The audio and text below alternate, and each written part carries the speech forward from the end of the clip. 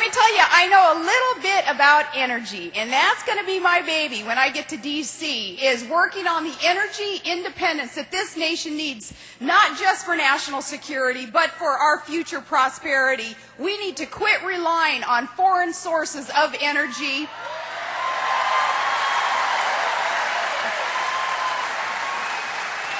We need to quit circulating $700 billion a year in other countries, some of these countries who don't like America very much, to import their sources of energy. We can be drilling here, we can be drilling now, we can be tapping into alternative sources of energy, and it's going to take those American resources produced by American ingenuity, produced also by American workers, that will get us to that energy independence.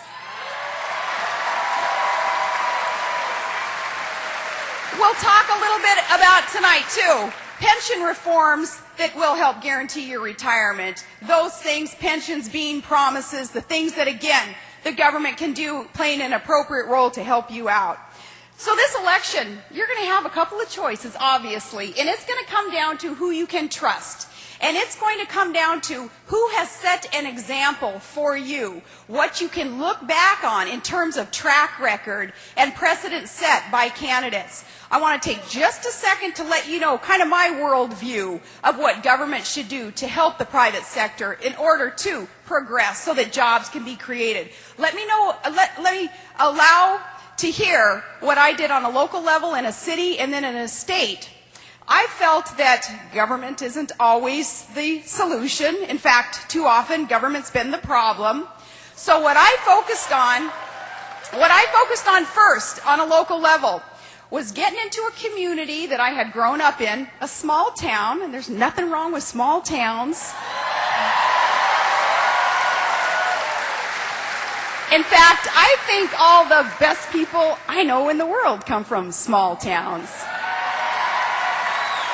But in a small town, in order to really start incentivizing, inviting business into our community, I eliminated business inventory taxes, and I eliminated personal property taxes, and things like business license renewal fees, and our real property tax, the mill levy was too high, so every year I was in office, I reduced that. And then when I became governor, we suspended our state fuel tax. Those things that I could do to invite business in and hang that shingle on the wall, if you will, that said, we are open for business. And I'm ready to take that experience, that example, onto now a national level, partnering with John McCain to put government on your side,